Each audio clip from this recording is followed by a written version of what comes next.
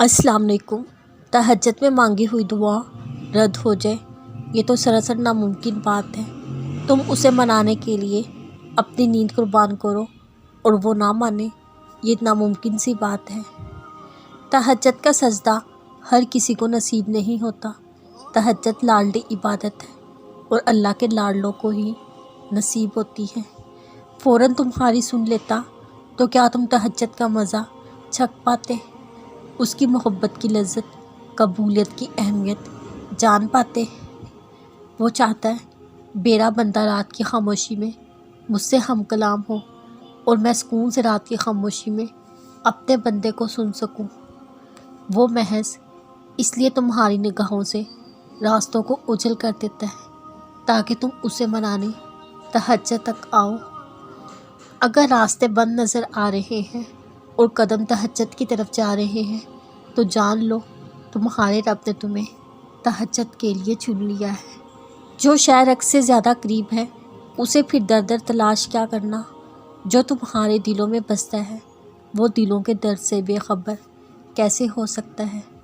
آزمائش سے نکالنے والا بھی وہی ہے، تو زیادہ سوچ کر خود کو پریشان کیا کرنا؟ آزمائش اس نے ہی دی تو آزمائش سے نہ نکالے، ایسا کیسے ہو سکتا ہے؟ اس نے قرآن میں کہہ دیا مانگو مجھ سے میں دوں گا، پھر اس کی قبولیت پر شک کیا کرنا؟ تم سچے دل سے اس سے مانگو اور وہ انسنی کرتے، ایسا کیسے ہو سکتا ہے؟ اللہ سب دیکھ رہا ہے، پھر لوگوں کی باتوں کی پرواہ کیا کرنا؟ مکافات عمل اٹل ہے، کوئی تمہیں بے سکون کر کے خود سکون سے رہے، ایسا کیسے ہو سکتا ہے؟ ہوگا وہی جو تم چاہتے ہو، پھر اس کی دیر کو انکار کیا سمجھنا؟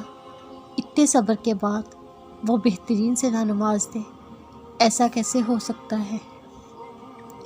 منزل تو تمہاری اللہ ہے، پھر راستوں کی دشواریوں سے کیا ڈرنا؟ تم اس سے اسی کو مانگو اور خدا تمہارا نہ ہو جائے، ایسا کیسے ہو سکتا ہے؟ اسے حال دل سناؤ جو سنتا سمجھتا ہے، پھر لوگوں کو بتا کے کیا کرنا؟ تم اسے پکارو اور وہ تمہاری پکار کا جواب نہ دے، ایسا کیسے ہو سکتا ہے؟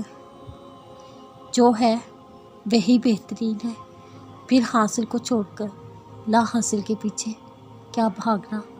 اگر اس نے کچھ لیا ہے تو کسی بھی ذریعے سے واپس نہ لوٹا دے، ایسا کیسے ہو سکتا ہے؟